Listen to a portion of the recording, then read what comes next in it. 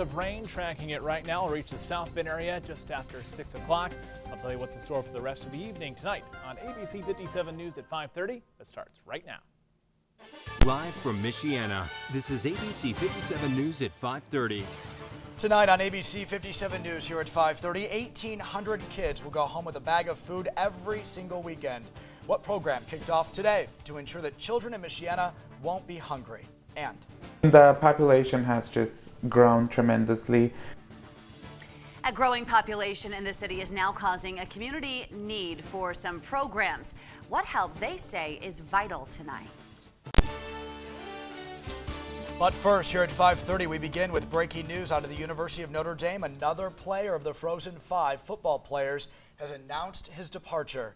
Good evening, I'm Brian Dorman. And I'm Kim Chappell. Within the last 15 minutes, linebacker Kendall Moore has announced he is leaving the university. On his Instagram account, he says, quote, "Regardless of this announced outcome, my personal and ethical integrity remain intact, and I've honored my collegiate journey from the beginning straight through to this end." And among more leaving the university is Davaris Daniels, Ishak Williams, and Kavari Russell, all five part of that academic investigation at the university. We, of course, will continue to follow this story very closely for you as more developments unfold, including the fate of the last player, Eiler Hardy. And also tonight, the number 5 ranked Fighting Irish are just days away from playing the number 2 ranked Florida State Seminoles. But tonight, controversy is still surrounding quarterback Jameis Winston. New information is coming to light about accusations against him. Head coach Jimbo Fisher says he believes Winston did not sign autographs for money, according to an ESPN source. After Saturday's win against Syracuse, Fisher apparently approached Winston asking him whether he signed those autographs for money. Winston told Fisher he didn't, according to that source. And Kim, several Las Vegas sports books stopped all betting on the Irish Seminoles game as uncertainty surrounds the status of quarterback Winston. According to ESPN, it's led many to take betting off the board completely. If Winston is ruled out this week, some think that Florida State may be only 3 or 3.5 point favorite over the Fighting Irish. A reminder that sports betting in Michiana is illegal. And be sure to continue to stay with ABC 57 News as we bring you coverage of Notre Dame's preparations for this weekend's big game. The Irish will kick off against Florida State at 8 o'clock on Saturday night. That will happen right here on ABC 57. But before that game, we'll have an hour-long kickoff to countdown special. That starts at 7 right here on ABC 57. And now to our top story here at 5:30. Translating a second language could be helping grow population in South Bend. But while that population is growing, it's causing some concerns for some programs here in the city. ABC 57's Andreina Santliver is live for us in South Bend at a Spanish-speaking agency that has been around for about 40 years. So, Andreina, what exactly do they say is the need from the community? Kim, I'm here at La Casa de Amistad, which translates to House of Friendship, and that's exactly what this organization tries to do, is create friendships within the community. But today, the community is facing a major obstacle. I believe, if I'm not mistaken, right now it's like 10 to 15% of the population is Latino. 10 to 15% may not sound like a huge number, but when hearing Ann Watson of St. Vincent de Paul describe the need for Spanish speakers, this small number has a big impact. The Christmas program is one of those, one of the few programs that we do that we see a lot more Spanish-speaking families than throughout the rest of the year, and I think that's for various reasons. Probably more than half are Spanish-speaking families, so we are in desperate need of Spanish translators. Delgado says over the years, the Spanish-speaking population has increased, and the nonprofit works at keeping up with all their needs. The population has just grown tremendously, and I think it's not just an influx of people from Mexico or Latin America. I think it's also from other states.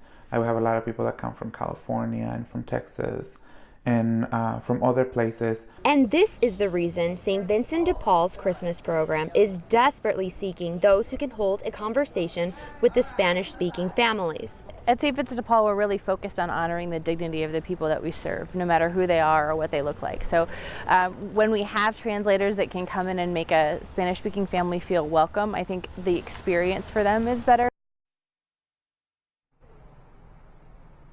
Now, volunteers will be needed from October 27th to the 31st when families will be signing up for the Christmas program. Live in South Bend, I'm Andrina Sentlever, ABC 57 News. Well, today the Food Bank of Northern Indiana launched a new program to help kids right here in Michiana. The Food for Kids Fun Packs program provides weekend food bags for 1,800 students in 4 Michiana counties. The program is an emergency food assistance program for students in grades K through 6. Students get a bag of food for the weekend and during holiday breaks when they don't have access, of course, to school's free and reduced lunch program. We recognize that 35% of people who visit food pantries on a regular basis are 18 years and younger, which means that our kids are suffering from hunger insecurity, and that's unacceptable. The program will give kids food that is easy for them to make on their own at home. Jordan Automotive donated $65,000, while Toyota made a $10,000 donation to help fund this program. South Bend's mayor is back to work after his tour in Afghanistan this past year, and today's agenda included a stop at Washington High School. It was all part of National School Lunch Week, which hopes to get kids excited about healthy foods. This year's theme is Get in the Game with School Lunch.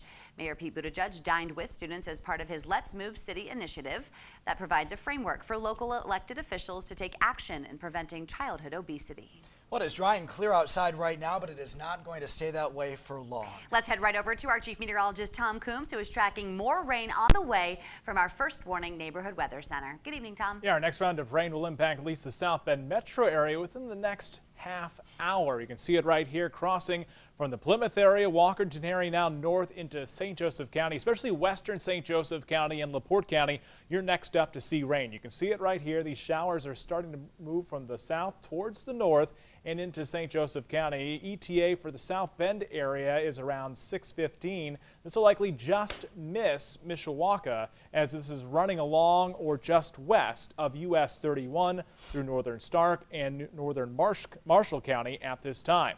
Right now, temperature 67 in South Bend, 66 in Rochester, and 64 in Warsaw. The plan for this evening, temperatures will slide through the 60s, and we'll see those showers continue as well. I'll tell you when we break out of this wet weather pattern in your ABC 57 First Warning Neighborhood Weather Forecast. Kim Bryan. Well, a St. Joseph County man found guilty of killing both his brother and sister-in-law was back in court today. Stephen Clippinger had a hearing on the evidentiary phase of his life sentencing without parole. The defense requested additional time to prepare, so that means Clippinger's next appearance in court won't be until January 14th. Now, Jennifer Levesque was previously found guilty as charged in that case with assisting a criminal. She was sentenced to 12 years behind bars. Well, each day, ABC 57 News is bringing you stories that matter ahead of the November general election that showcase your voice, your vote. Today, Congresswoman Jackie Walorski embarked on her Made in Indiana tour. Her first stop, Jayco in Elkhart County, which is the largest family-owned and operated RV manufacturer in Indiana. Walorski also stopped by Hoosier Tire at its facility in Lakeville. Coming up at 6 o'clock, find out what Walorski's opponent, Joe Bach, is up to tonight. And today, Indiana Governor Mike Pence and the First Lady sold some pumpkins to benefit the Midwest Food Bank. It is part of the state employees community campaign. The sale was held on the south lawn of the State House this morning. Last year, the governor's first pumpkin patch raised more than $1,200 for the food bank, which helps feed more than 100,000 individuals each month. Officials from multiple countries gathered in Washington today to discuss a growing threat. What happened when those 21 nations, as President Obama tries to fight ISIS? Plus, that could have been disastrous. We could have had a whole bunch of kids hurt. A bus driver is facing a DUI charge tonight. The 911 calls made as people saw that driver swerving across the road with kids on board. And a political ad is causing a stir at this hour. Why parents are upset over a candidate's push for better education. Staying mild right now with temperatures in the 60s. It is raining in Plymouth, Walkerton, and North Liberty. Tracking this rain into your neighborhood in your ABC 57 First Warning Neighborhood Weather Forecast.